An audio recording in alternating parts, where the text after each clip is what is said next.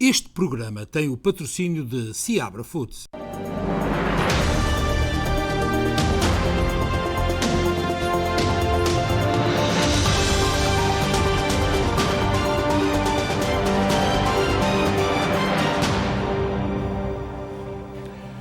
Boa noite, bem-vindos a mais um especial Informação. Como é habitual, a informação diária na SBT e também na rede social, o Facebook.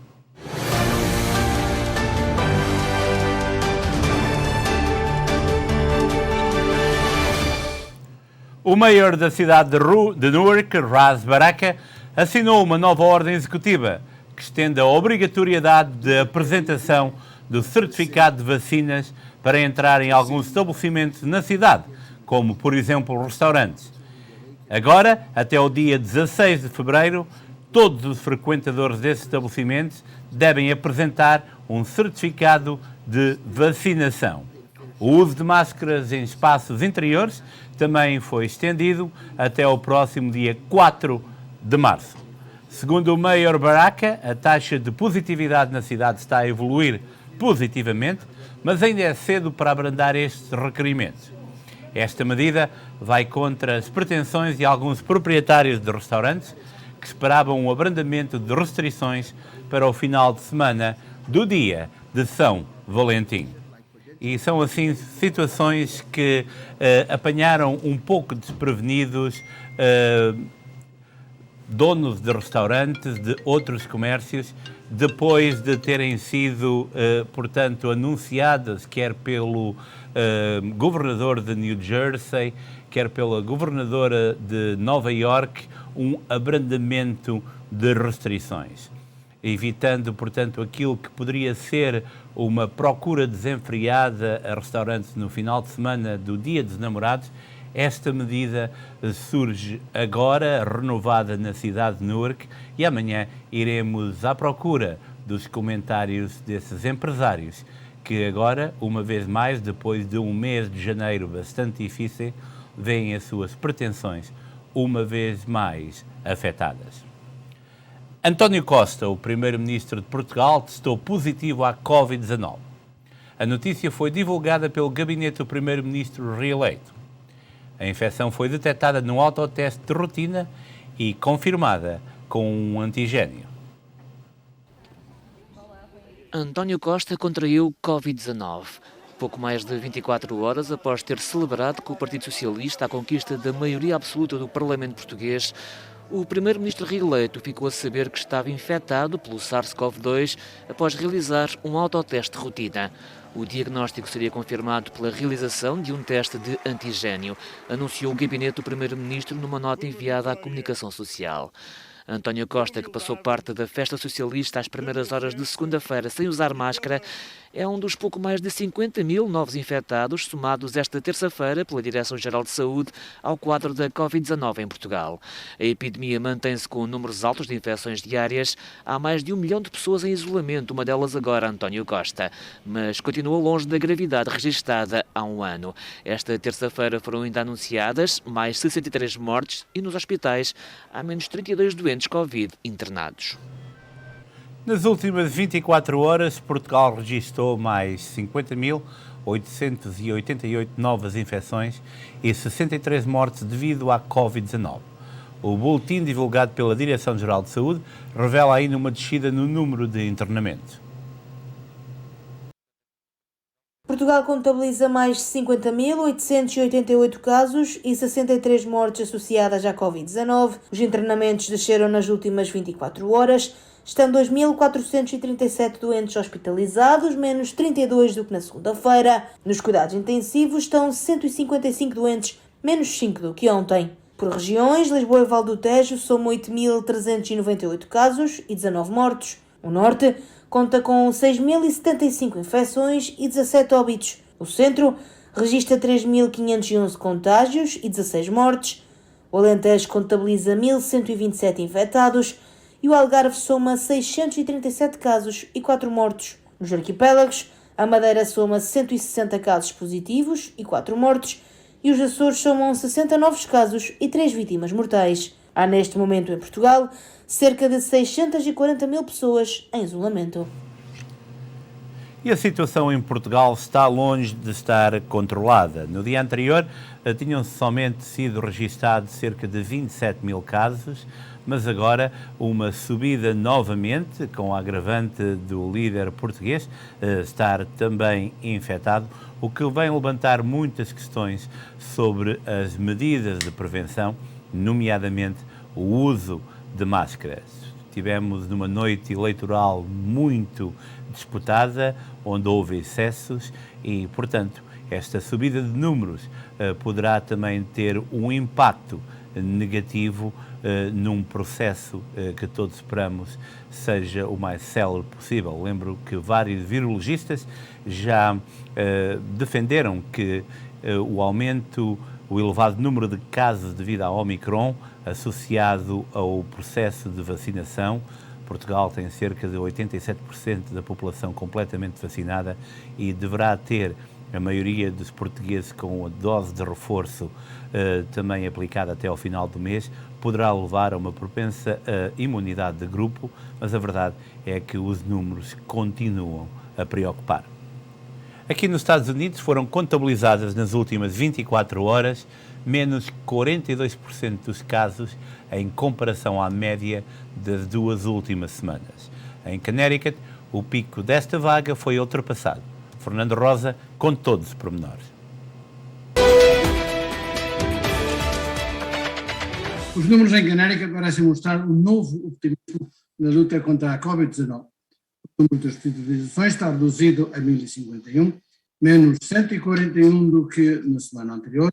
Os peritos dizem-nos que o pico já passou e que essas são as melhores notícias que podemos ter, segundo a afirmação do Dr. Scott Roberts, diretor assistente médico no Yale. Há uma boa razão para haver um certo optimismo. O Dr. Pedro Mendes, diretor do Centro de Biologia Computadorizada da Universidade de Connecticut, afirma que os seus modelos projetam que em Connecticut as hospitalizações podem baixar para 530 até à semana de 19 de fevereiro, e isso seria metade do atual. Também os peritos estão preocupados com os efeitos ainda desconhecidos da nova variante BA2, recentemente detectada em Connecticut, mas baseado em todas as pesquisas últimas que poderemos ser um verão melhor e que admitem que o coronavírus pode ficar com uma endemia.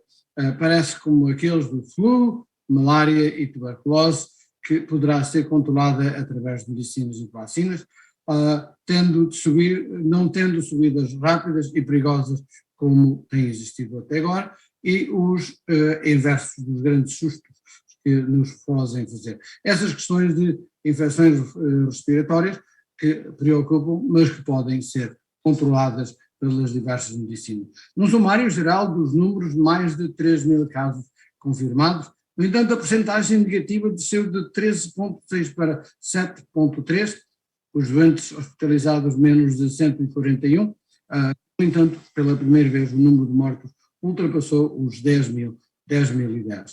Condado a liderar Fairfield e New Haven, e nos idades 20, 29 e 30, 39 continuam a dominar os números. Connecticut, para a informação, Fernando Rosa. Boa noite.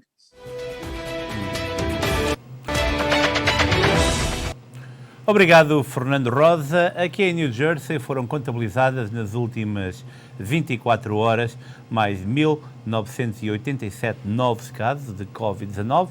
22 residentes perderam a vida devido a esta pandemia, mas podemos dizer que os números são muito menores do que aqueles registados nas primeiras semanas de janeiro, e espera-se agora uma comunicação do governador Phil Murphy, um follow-up àquilo que foi anunciado durante o final de semana, que iria haver um aligeiramento das restrições. Esperamos prever qual é a estratégia no momento em que nos Estados Unidos os estados com maior preocupação são agora no interior, nomeadamente Ohio, Montana, são estados onde a percentagem, a incidência e o índice de transmissibilidade subiram drasticamente nos últimos dias.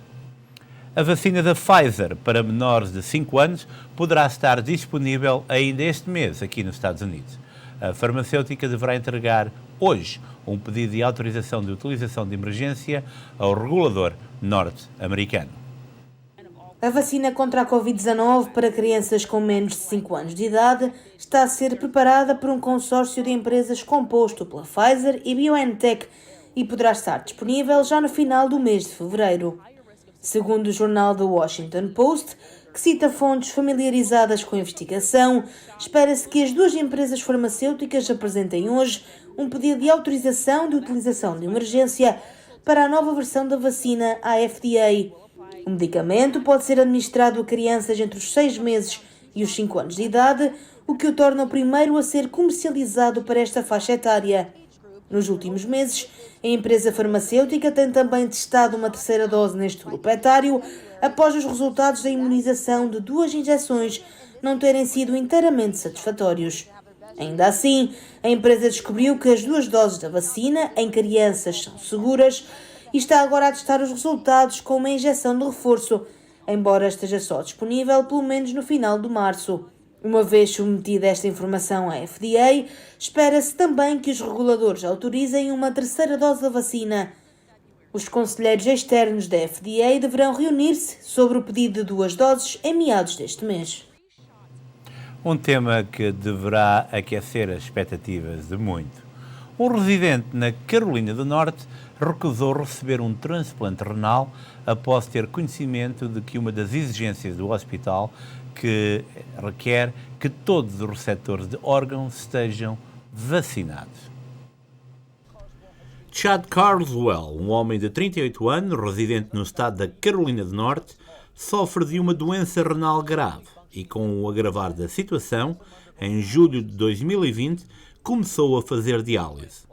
Cerca de 100 pessoas voluntariaram-se para o ajudar, mas Carswell recusou receber um transplante renal após ter conhecimento que o hospital exige que os receptores de órgãos estejam vacinados contra o vírus SARS-CoV-2. Não há nenhuma situação neste mundo que me faça tomar uma vacina, contou aos meios de comunicação local. Se eu estiver no meu leito de morte e me disserem tens um rim à tua espera, se tomares esta vacina, dir-lhe-ei, vejo-vos do outro lado, acrescentou. O jornal Carswell revelou que, após ser diagnosticado com diabetes tipo 2, desenvolveu várias infecções e complicações que levaram à amputação de 2 pernas. Além disso, esteve infectado com o vírus 2 vezes, em novembro de 2020 e setembro de 2021. Apesar de não acreditar em teorias de conspiração sobre as vacinas contra a Covid-19, o homem disse cético em relação à forma como foram desenvolvidas. Trata-se de defender os nossos direitos e entender que temos uma escolha. Nasci livre, morrerei livre, afirmou. Em comunicado, o porta-voz do Atrium Health, Wake Forest Baptist, onde se realizaria o transplante, defendeu que o hospital segue o padrão atual de entendimento nos Estados Unidos, que é vacinar todos os pacientes em lista de espera ou que estão a ser avaliados para um transplante. Fortes convicções, e eu deixo ao seu critério um comentário a esta situação.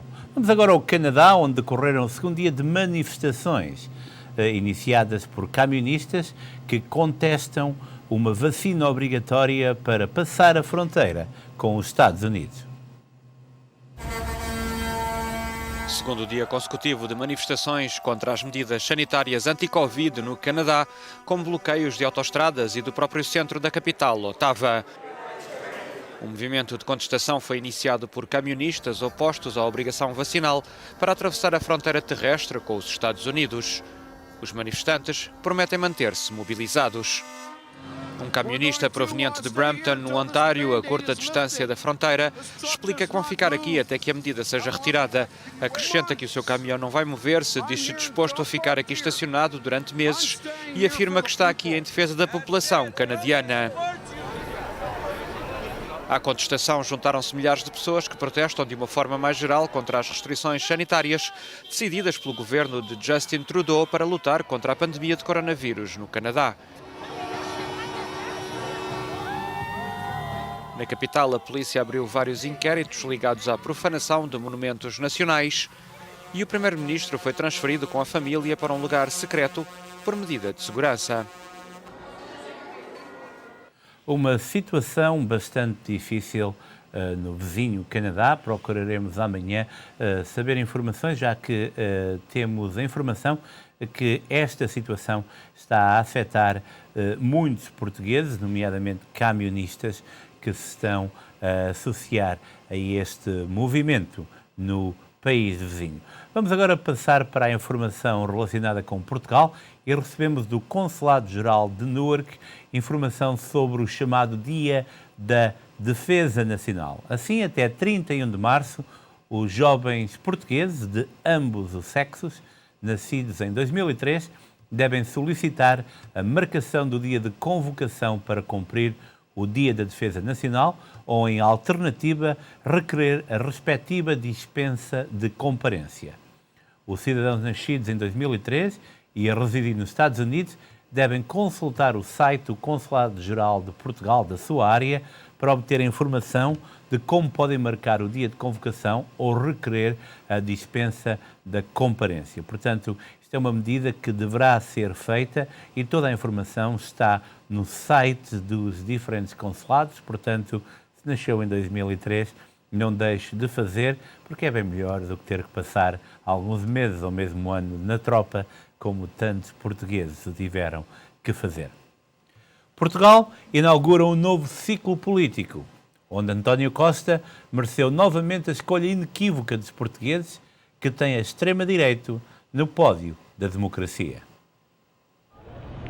É tempo de fazer contas ao que significa a maioria absoluta para o Partido Socialista em Portugal. António Costa entra na história como o primeiro secretário-geral do PS a liderar 3 governos consecutivos.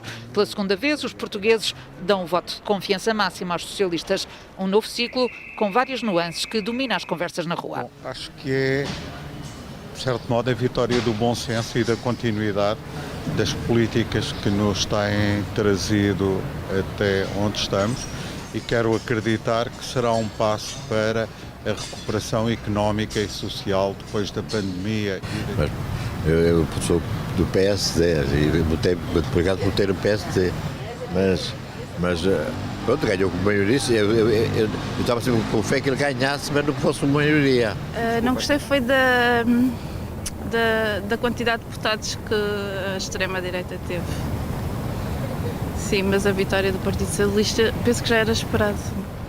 12 deputados para o Partido Chega de André Ventura, agora a terceira força política, logo atrás do PSD, que teve uma derrota histórica que as sondagens não previram.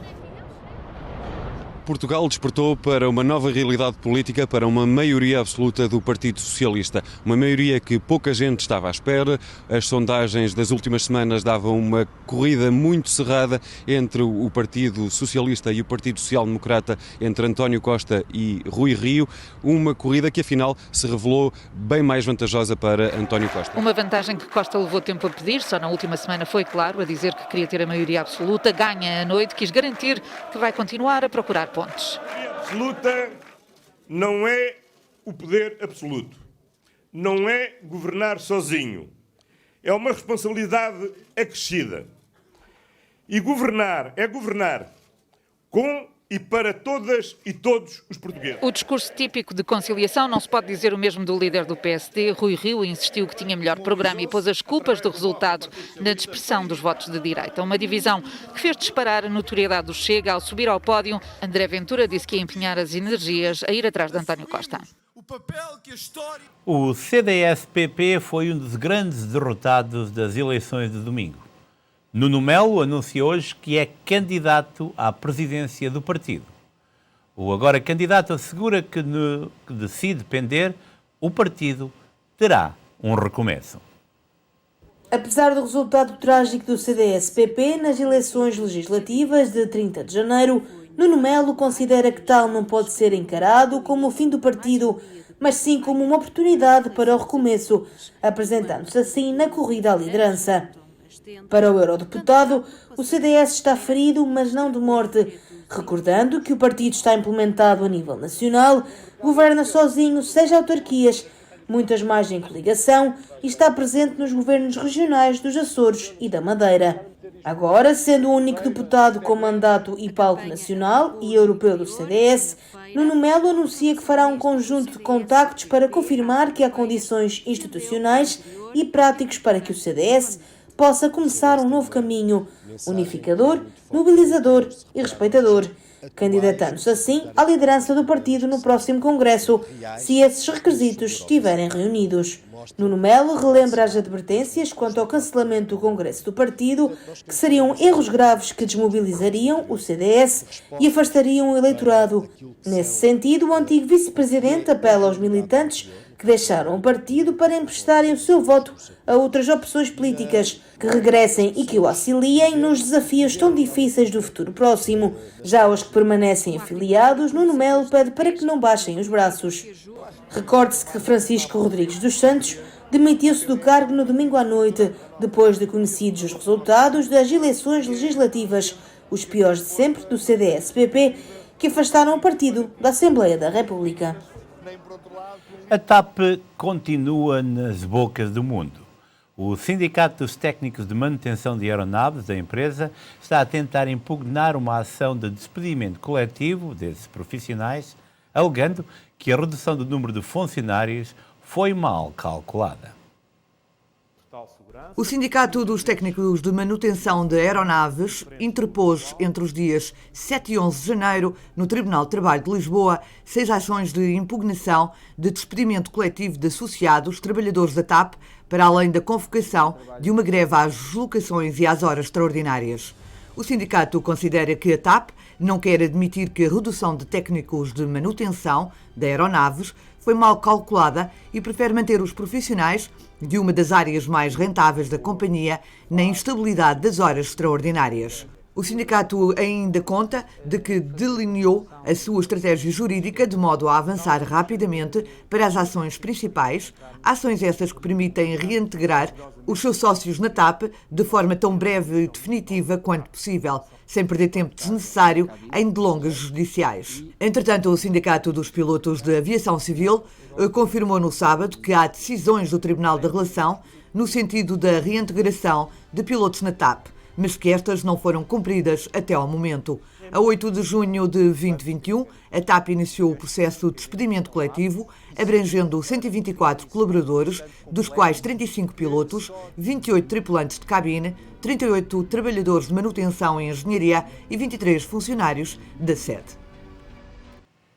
E hoje viveram-se dias difíceis na Guiné-Bissau. O Palácio do Governo foi cercado esta manhã por forças militares e a agitação em Bissau continua. Tudo leva a crer que se trata de um diferendo entre o Presidente e o Primeiro-Ministro por causa de uma remodelação governamental. Entretanto, o Presidente já falou e vamos dar conta dessa informação imediatamente a seguir a esta peça.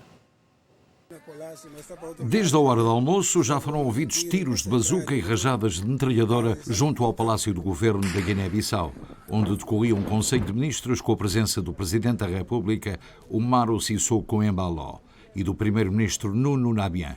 Num perímetro de cerca de 500 metros à volta do edifício, os militares colocaram barreiras para impedir o acesso da população à zona, onde também não circulam carros. Segundo testemunhas contactadas pela Lusa, também perto do Palácio da Justiça está uma brigada de intervenção e vários militares e elementos das forças de segurança, um sinal do golpe de Estado em curso. Estes incidentes na capital guineense, junto ao Palácio Governamental, decorrem dias depois de uma remodelação do Executivo, decidida pelo Presidente da República, que foi contestada inicialmente pelo Primeiro-Ministro. Posteriormente, o líder do governo disse que concordava com a remodelação feita.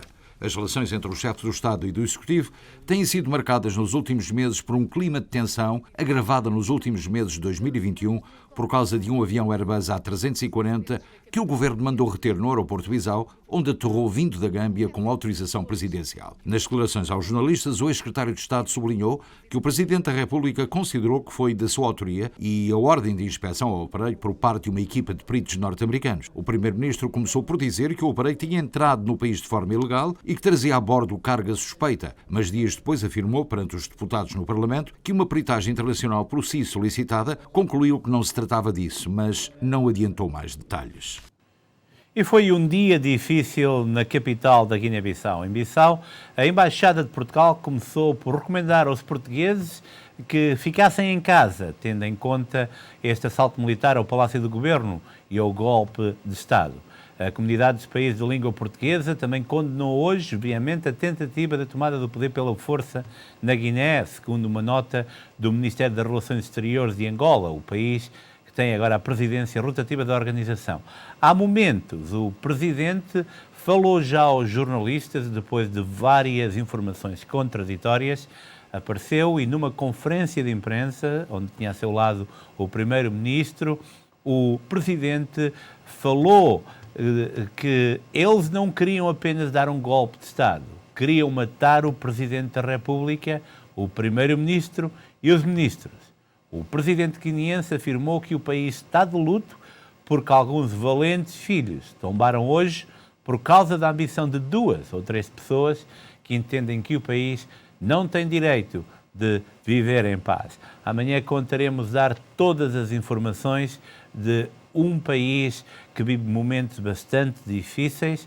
Para já, o presidente já se encontra livre, deu mesmo esta conferência de imprensa e deu a indicar que houve sangue derramado durante o período em que esteve detido, já que se refere a heróis nacionais. Vamos agora falar das alterações climáticas e a tempestade Ana, que assolou vários países africanos, vai deixar marcas profundas nesses países, entre eles Moçambique. A insegurança alimentar vai ser mais grave do que o previsto devido à destruição de campos de agricultura de subsistência. A tempestade Ana deverá provocar níveis de insegurança alimentar mais graves do que inicialmente previsto, anunciou a rede de alerta antecipado de fome. A rede remete uma análise detalhada para o próximo boletim de fevereiro. Milhares de hectares de campos de agricultura substância ficaram alagados ou destruídos. A tempestade Ana abateu-se há uma semana sobre o norte e centro de Moçambique, provocando pelo menos 20 mortos, segundo dados preliminares das autoridades locais de proteção civil, destruindo casas e muitas infraestruturas públicas, incluindo pontos vitais para levar mantimentos à população. Vários levantamentos ainda estão em curso. Embora a maioria das famílias mais pobres em todo o país esteja nesta época a enfrentar riscos mínimos de falta de alimentos, nas áreas que têm sucessivamente inundadas, nos últimos anos o cenário é de stress alimentar, nota o relatório. Em Moçambique, mais de 2,9 milhões de pessoas enfrentam insegurança alimentar severa e a desnutrição grave afeta quase metade das crianças com menos de 5 anos de idade, segundo dados do Programa Alimentar Mundial. No Brasil, inundações e deslizamentos de terras mataram pelo menos 24 pessoas no estado de São Paulo. As equipas de salvamento tentam resgatar pessoas soterradas. Subiu para 24 o número de mortos nas inundações e deslizamentos de terra provocados por fortes chuvas no estado de São Paulo, no Brasil. 8 são crianças. Segundo o último balanço feito pela Defesa Civil paulista, há ainda 7 feridos e 8 pessoas estão desaparecidas. São 27 os municípios afetados no estado. Em Franco da Rocha, a cidade mais atingida, as equipas de socorro e resgate continuam as operações de salvamento. Nessa casa do meu vizinho aqui, se abrir a porta, se abrir essa porta aí, na lateral da parede, o barranco imprensou as 3 vítimas. Pai e filho estão abraçados. Tem 3 vítimas lá. Eles têm que quebrar essa parede para tirar o pessoal daí. Como eles estão desconfiados que tem gente ainda viva ali, naquele local, Deus ajude que esteja vivo. Ontem ainda eles estavam pedindo socorro. Hoje já não está mais. Então eles estão tentando tirar o corpo de lá. Ou com vida ou sem vida. O sudeste do Brasil tem sido assolado por fortes chuvas desde o início do ano. Em janeiro, a capital paulista registrou uma precipitação de 382,2 milímetros, segundo o Instituto de Meteorologia brasileiro.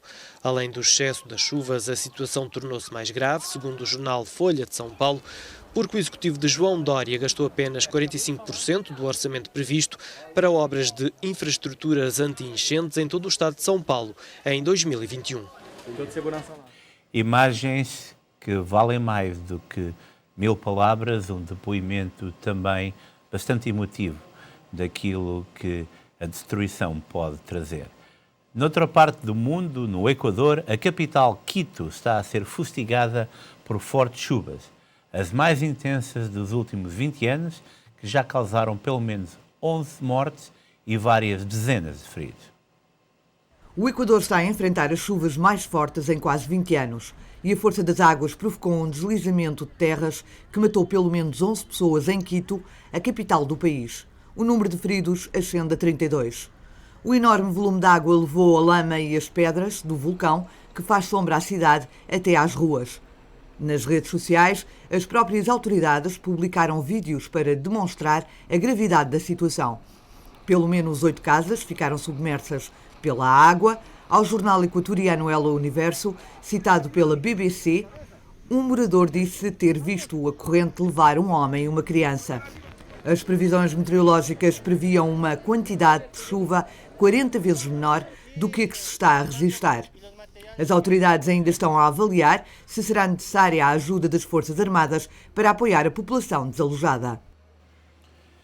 Mais um problema. E vamos agora à Califórnia. O Estado desmantelou o chamado Corredor da Morte, a prisão onde os condenados à morte viam a sua vida terminar. O governador quer que os reclusos trabalhem para ressarcir as vítimas. A Califórnia está a desmantelar o Corredor da Morte e a transferir todos os reclusos condenados à pena capital para outras prisões. O intuito é transformar a ala da prisão estadual de San Quentin num ambiente positivo e de recuperação. As execuções não foram abolidas naquele estado norte-americano, no entanto a Califórnia decretou uma moratória há 3 anos. O governador quer que os reclusos trabalhem para pagar às vítimas. E esta não é uma má ideia. Eu penso que se deveria aplicar este conceito a todos os presos que possam trabalhar. Todos nós vemos várias situações de muito lixo nas ruas. Eu não entendo, por exemplo, porque é que uma cidade como Newark, porque é que uma cidade como Nova York, como Boston, como Fall River, como Sacramento, não utiliza mão de obra que não está basicamente a fazer nada e coloca os meios necessários para que a limpeza das ruas, por exemplo, seja feita por pessoas que estão encarceradas e que assim podem contribuir para a economia e mais, podem ter também uma reabilitação adequada através do trabalho. Em 1960, Nova York já foi a maior cidade e estado americano. Perdeu para a Califórnia, agora com 47 milhões de habitantes. Mas tudo indica que em 2040 o estado de Nova York venha a ser o maior estado, segundo os analistas do Census.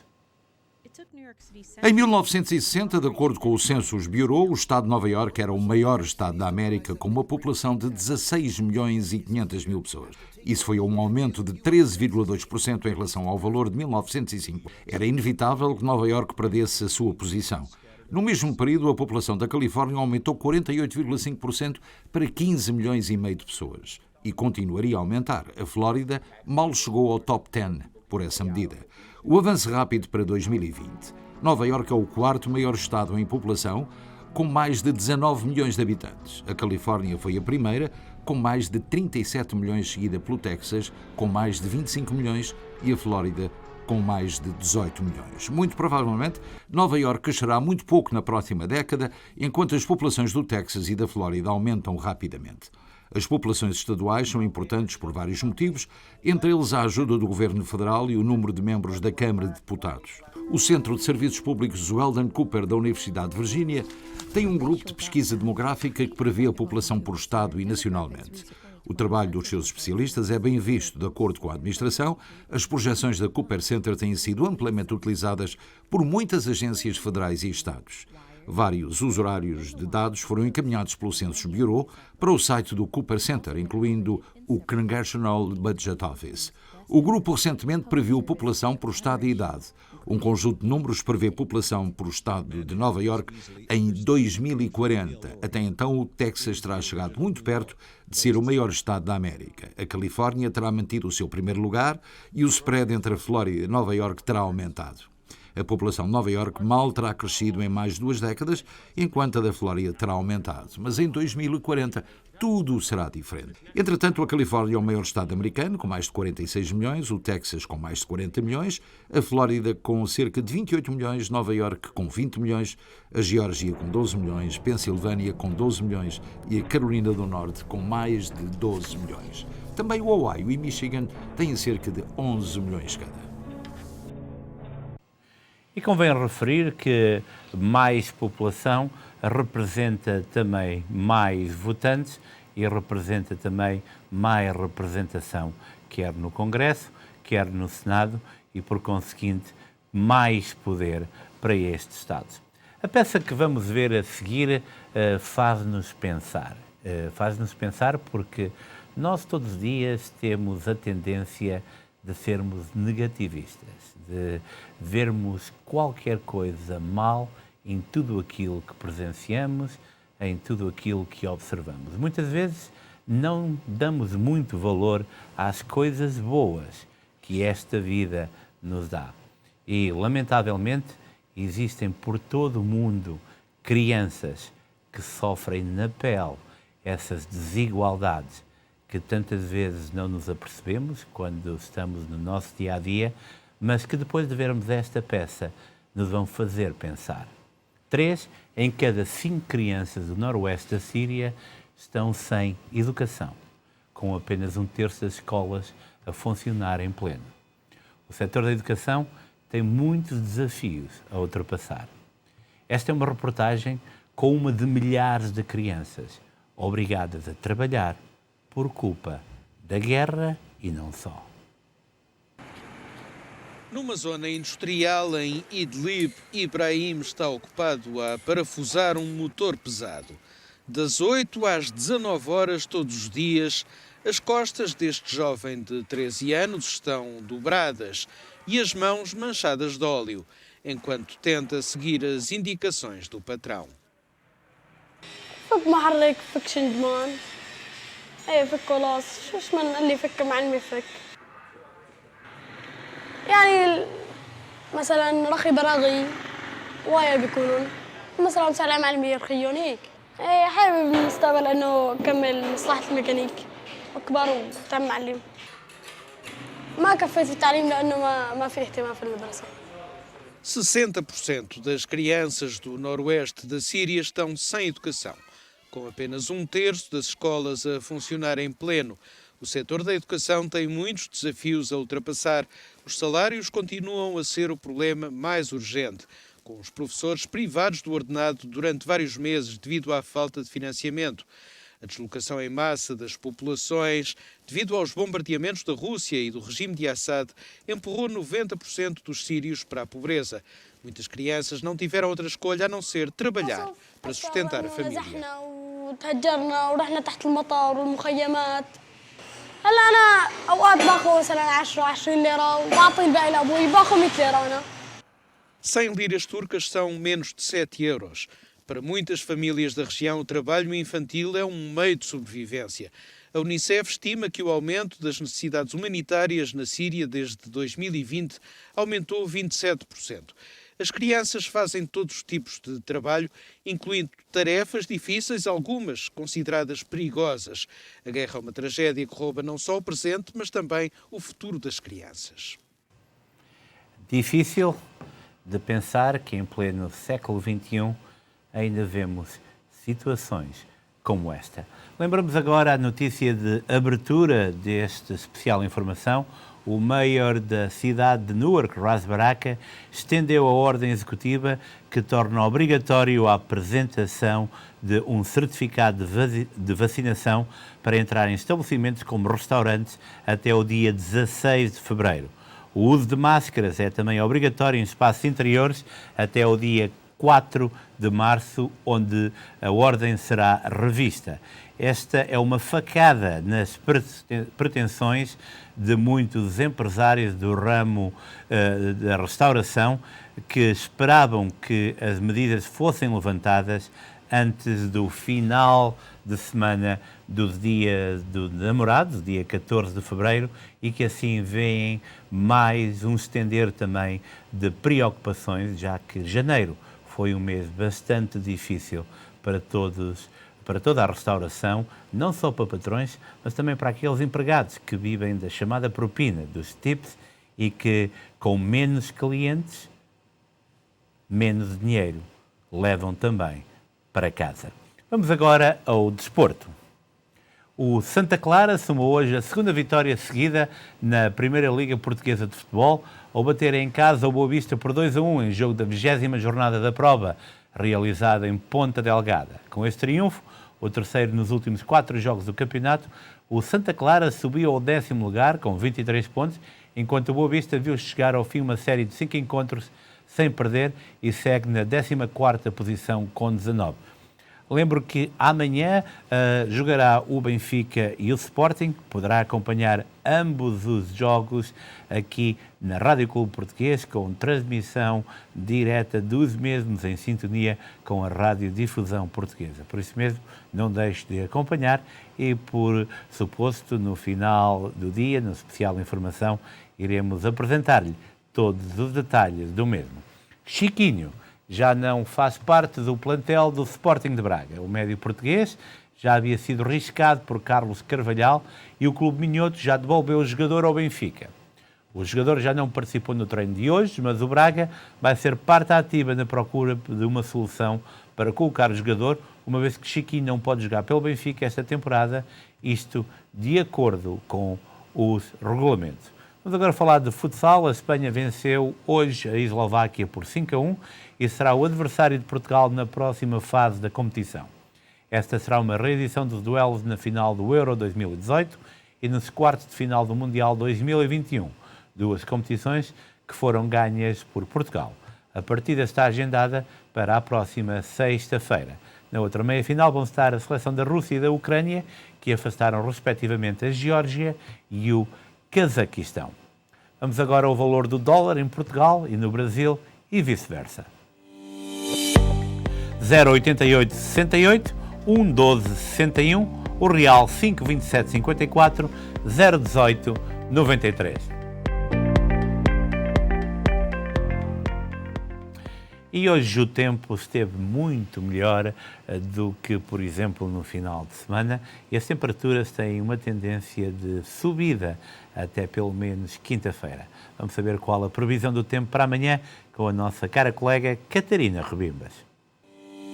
Na meteorologia, para amanhã está previsto céu nublado para Newark com 41 graus, Filadélfia com céu nublado com 43 graus, Nova Iorque com céu nublado com 41 graus, Boston com céu nublado com 41 graus, Hartford com céu nublado com 35 graus, Danbury com céu parcialmente nublado com 45 graus, Miami com céu parcialmente nublado com 77 graus, Palm Coast com céu parcialmente nublado com 73 graus, Los Angeles com céu parcialmente nublado com 64 graus, São Francisco com sol com 61 graus. E são estas as previsões para amanhã, quarta-feira.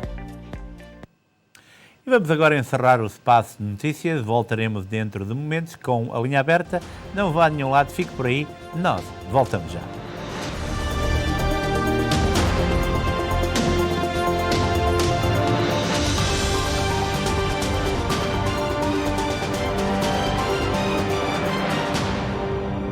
Este programa teve o patrocínio de Seabra Foods.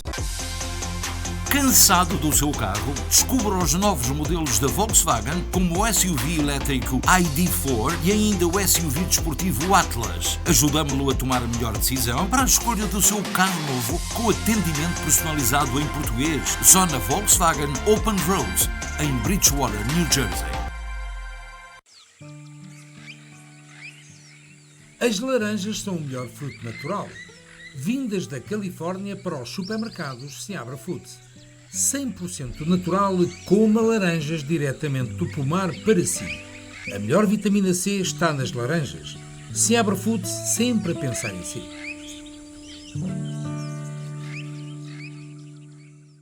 Se pretende comprar ou vender a sua casa, Conto com a experiência de uma das maiores e mais bem direcionadas empresas de real estate de New Jersey. A Sky Realty oferece-lhe o acompanhamento na compra ou venda da sua casa até à sua completa satisfação. Sky Realty oferece-lhe conhecimento, honestidade, rigor e profissionalismo. Sky Realty. Conosco, o sonho é infinito. Bom dia, Dr. Bennett's Office. Como posso ajudá-la? Vomar Dental Center traz até si a qualidade de vida, saúde e bem-estar. Se precisa de odontologia estética, clareamento de dentes, trações, coroas ou pontes, Vomar Dental Center é o local certo para quem gosta de sorrir. Agora com especialista em gengivos, Dra. Maria J. de La Rosse. Vomar Dental Center. Dr. Bennett e a sua equipa esperam por si. Contacte-nos para uma consulta. Fale com a Glória.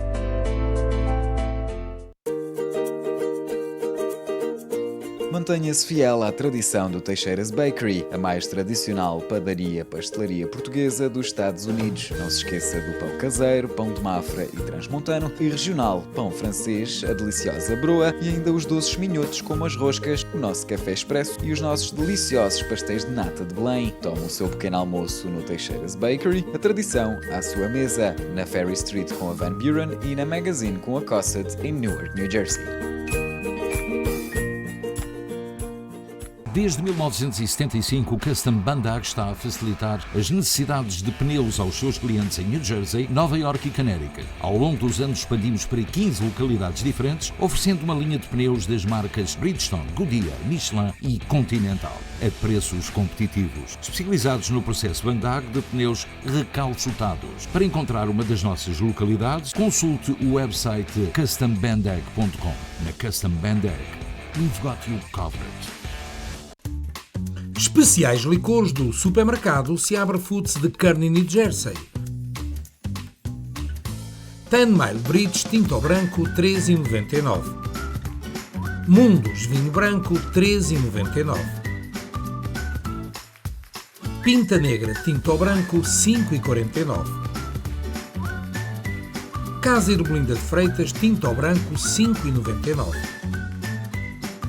Fuzil Vinho Verde 4,49. Casa Ermelinda de Freitas Reserva Tinto 9,59. Visconde Borba Reserva Tinto 13,99. Estes são os especiais licores do supermercado Seabra Foods de Kearney, New Jersey. Sabe bem pagar-te um pouco, mas sabe mesmo.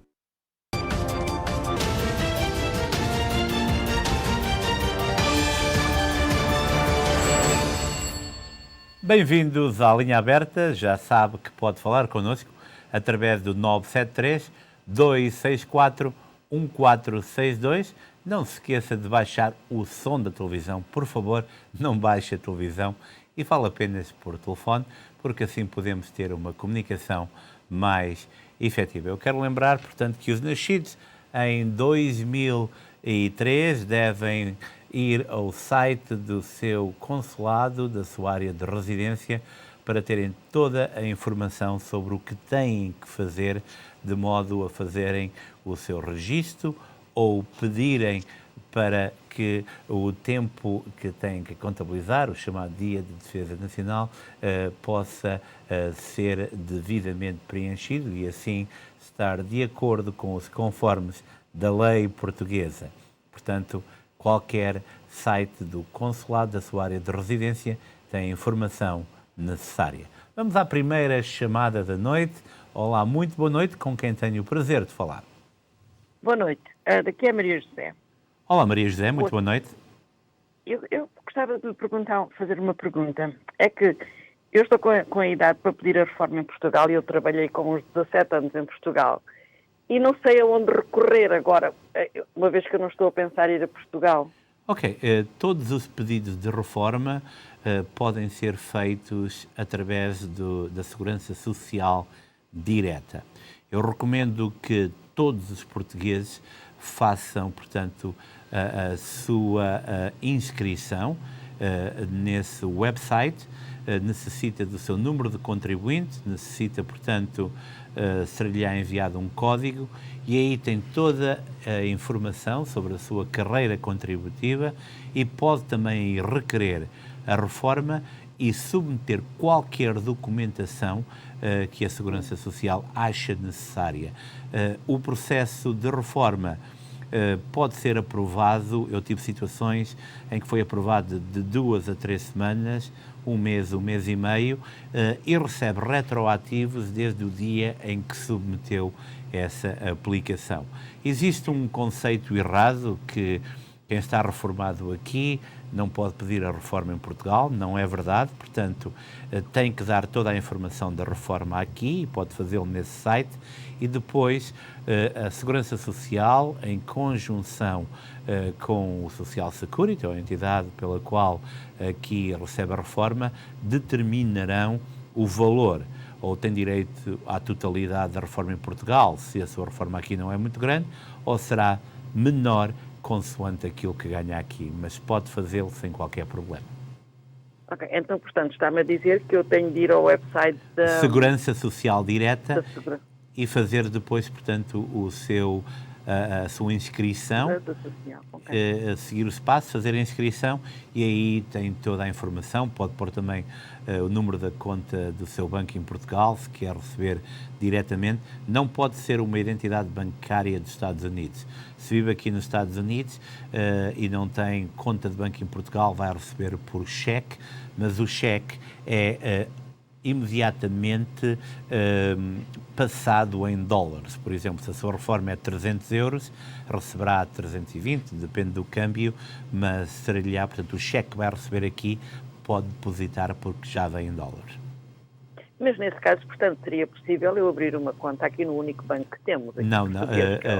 Toda a informação que tenho é que, abrindo aqui no Banco Português, tem que ter, portanto, o número da conta tem que começar por PT, tem que ser uma conta portuguesa para que a Segurança Social reconheça a mesma. De outra maneira, terá que receber por cheque.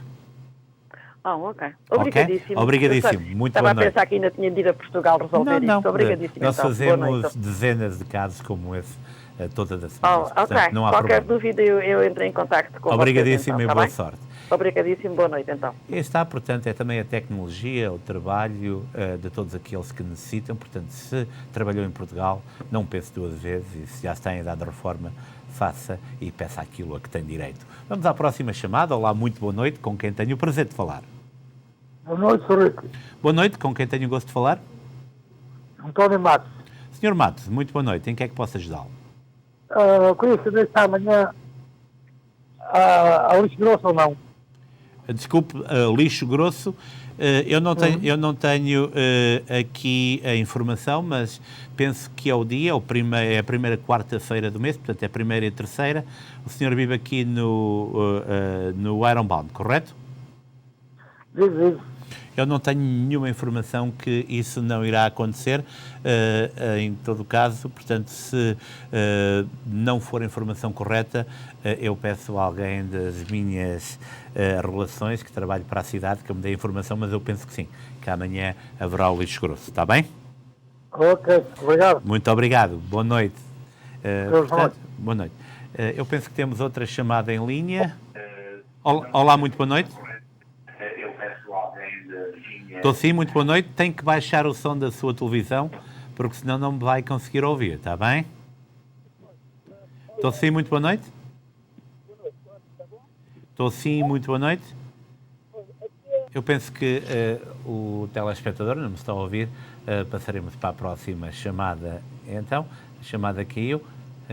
Ok, muito importante, voltamos. Já temos outra chamada, ok. Olá, muito boa noite.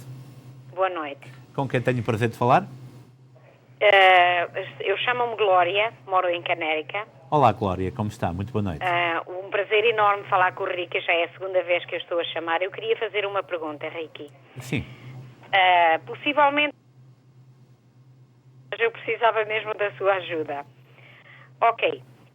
Senhor Ricky, é possível ou não a gente poder mandar de Portugal para aqui pela TAP encomendas sem a gente vir no avião?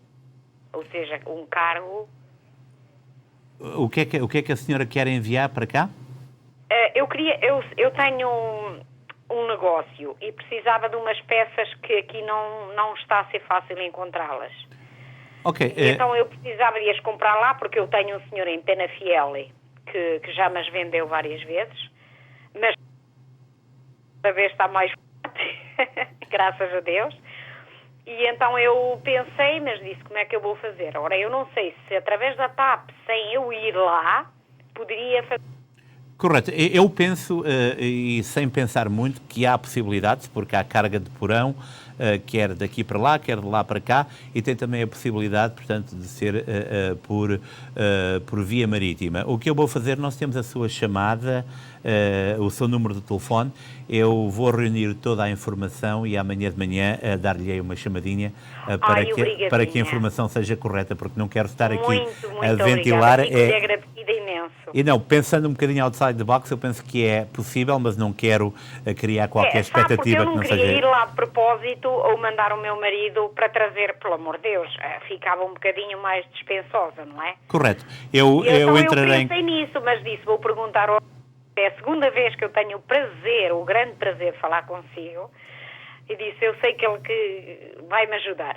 Não há problema, obrigadíssima. Mas eu agradeço imenso, então amanhã eu vou estar à espera da sua chamada. Um abraço enorme. Um ótimo... E uma boa noite, Ricky. Obrigadinha. Obrigado, muito boa noite aí para a Canérica também. Vamos agora a um pequeno espaço comercial e voltaremos dentro de momentos. Costa del Sol, o local perfeito para momentos inesquecíveis. Reserve para os mais diversos eventos, casamentos, batizados, festas sociais. Um espaço repousante e tranquilo. Amplo parque de estacionamento. Profissionalismo e experiência ao serviço dos nossos clientes mais exigentes. Costa del Sol. Bem, já chegámos agora a uma das partes que eu gosto mais, que é quando cantamos os parabéns a algum dos nossos telespectadores. Eu sei que muitas vezes há dias em que até o CEO, os Elon Musk, o Steve Jobs também, os Zuckerbergs da vida, dizem os Weinsteins, fazem anos, mas é sempre melhor quando nós temos alguém da nossa comunidade a celebrar um dia especial e nós temos a oportunidade de lhe dar os parabéns. Vamos lá então.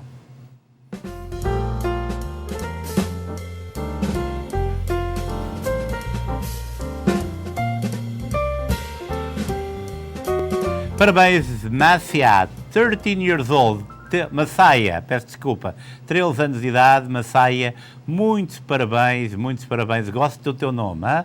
Eu pensava que era Massaia, mas é Massaia, o que é ótimo, parabéns. Bem, vamos agora ver qual é a primeira página do Luso Americano, o jornal que estará nas bancas amanhã, quarta-feira. Vamos lá então. PS, maioria absoluta, Bloco, CDU, PAN e CDS, os mais penalizados, e o chega à terceira força política. Helena Vinhas, eleita presidente do Sport Clube Português.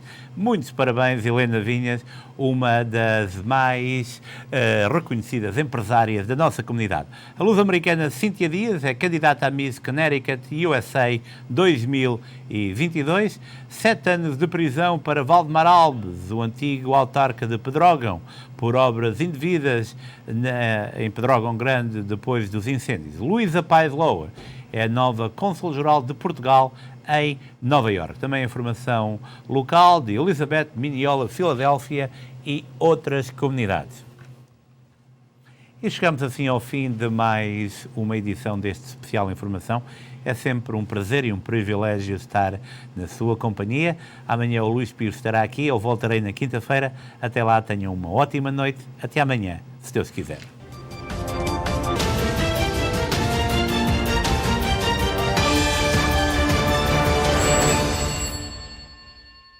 Este programa teve o patrocínio de Seabra Foods.